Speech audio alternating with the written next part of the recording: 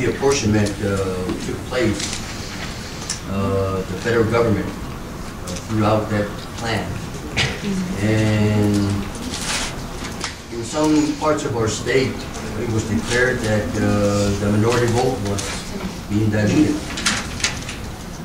My House District 65 was created at that time to allow an opportunity for a Native American to serve in the state legislature, and here I am. I'm the only Pueblo to ever serve in the legislature. And while some of us from out in the rural boondocks or rural areas struggle to have our people register and have transportation from wherever they live into the polls, we still struggle with that, and here we are asking for another requirement. While at the same time, between now and then, there have been numerous counties under the federal consent decree forcing county clerks to somehow provide the electoral system to the Native American tribes in our state. And I know my county, San Diego County, for a long time was under the federal consent decree for many years, and there was that time when that was lifted, and within a short span of time, it was imposed again. So, I've always opposed a voter ID for these reasons, plus historically, we all look back and see what was, and what has been, and what is still here today. And it just amazes me at times that some of the hoops that we have to jump through as residents of rural areas, so to speak, whether we're Native or whether we're Hispanic. Because my district includes 4 counties, and some of my communities have only a population of about maybe 50 people, and everybody know each other. My pueblo is about 2,000 strong, yet I like to think that I know who is deceased and who is not when they go to the polls, and the same thing with the poll workers there as well. So I just don't feel that one size fits the whole state of New Mexico. I think if we're going to do voter ID, it should be in the urban areas rather than in the rural areas, and with a population cap of some sort. But it seems to me that it's really from the urban areas that the concerns are coming in, and not so much from out there in the boonies where some of us enjoy our life and our tradition. So, Madam Chair, members of the committee, and ladies and gentlemen in the audience, it's not just San Diego County, but there are pueblos in Cibola County, and in Bernalillo County, and in Rio Arriba County, and in Santa Fe County as well. So, Madam Chair, members of the committee, whether this bill is amended or not, I have to keep up with what I believe in, what my constituents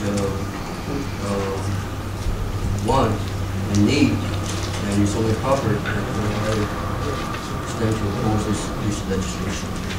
Thank you. Thank you. Any other committee members you'd like to see? Any members?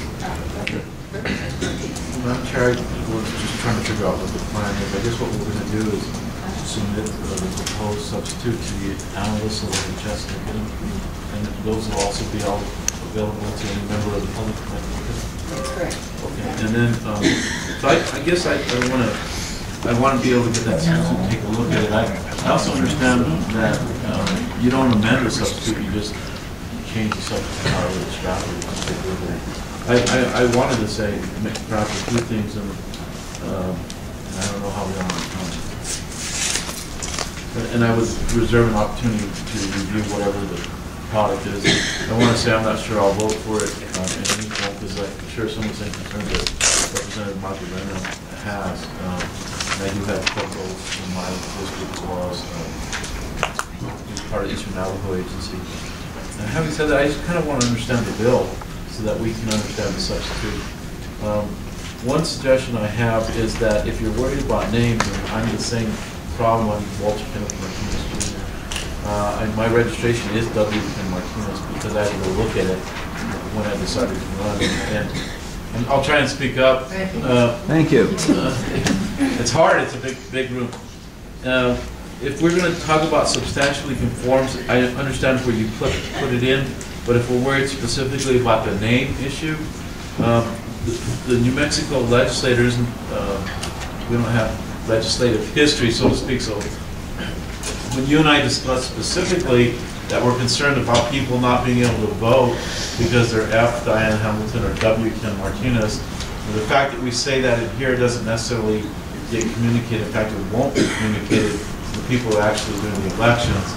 So we have to be very specific about what the written language is. So when you put substantially conforms, I'm wondering if we need to put it in front of the word name. So if you look at page 2, line 18, put it after the word name. I think I'm not sure we're putting it there, but take a look at when we're talking specifically about the name issue. If we start on line 17, shows the name of the person to whom the document was issued and the name substantially conforms. And I guess there's issues about, is that where it's going to go? We put it where the name is? So, you know, I think we just kind of need to make it clear somehow, and there may be better language than that. I would also defer to the sponsor to see if the sponsor is willing to tackle the issue, which is a major and significant issue of whether or not anything that we provide for in-person voting also applies to absentee voting. I know that we've heard, and I don't know the numbers, but about 60% of the voters are now voting absentee or early, which means not in person. So that the safeguards that are asked for in-person, is there a way to create those same safeguards in the absentee early voting process? And I would defer to people that know more about that than I do. And I don't know if the sponsors looked at that and whether or not the sponsors are amenable to look at those type of issues in this bill. Madam Chairman and Representative Martinez, definitely we thought of it. We thought we were going to have a bill like this. It was going to be too difficult to chew. And we thought if we could start with in-person and then move to absentee and try to have those two conform, that would be an easier way of handling it. One thing I did want to ask you, Madam Chair, if I may ask Representative Martinez, in that same area on page 2, number 2, it says, shows a photograph of the person to whom the document was issued. Should we say that identifies the card holder, or does that need to be more specific? This is another thing, whether the photograph, we have to say, conforms to the appearance of the presenter, or however we would word it. To whom I don't know.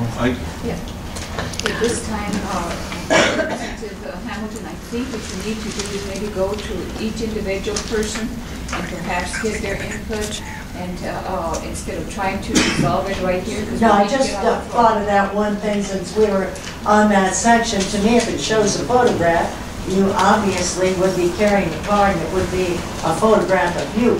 I just didn't know if we had to say anything more. It's kind of like, use your right thumb, Brent, but if you don't have a right thumb. That elected us, like was pointed out here.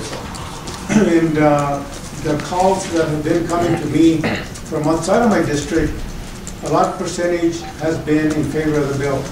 But a big percentage of the calls and letters that I'm getting from my district are not in support of the bill. So I hope that you understand that even though that you say you have a responsibility, yes, we have a responsibility, but we also have a responsibility to those people that elected us. Thank you. Thank you, Mr. Speaker. And I'd like to have some closing remarks also as chairman of this committee. I appreciate everyone having been present here. And I don't have to say anything what the other ones have already said. We all represented very diverse districts, and it is a very diverse population in the state of New Mexico. and we have to consider these bills very, very carefully as we vote on them. We don't want to disenfranchise any of the representation that we have here. And Representative Hamilton, I know it's been a long discussion. You have a lot to go back and do before we come back. And I just want to caution you, we'll do what we can. Maybe you can get some of Representative Gentry, he's an attorney, to help you with some of this, because if we do pass it out, we'll go to judiciary. So there's going to be some constitutional concerns there. And Thank you, Madam Chair. that's all right. Thank you, Madam Chair, I was aware of that. Thank you. And with that, we stand for recess. Thank you.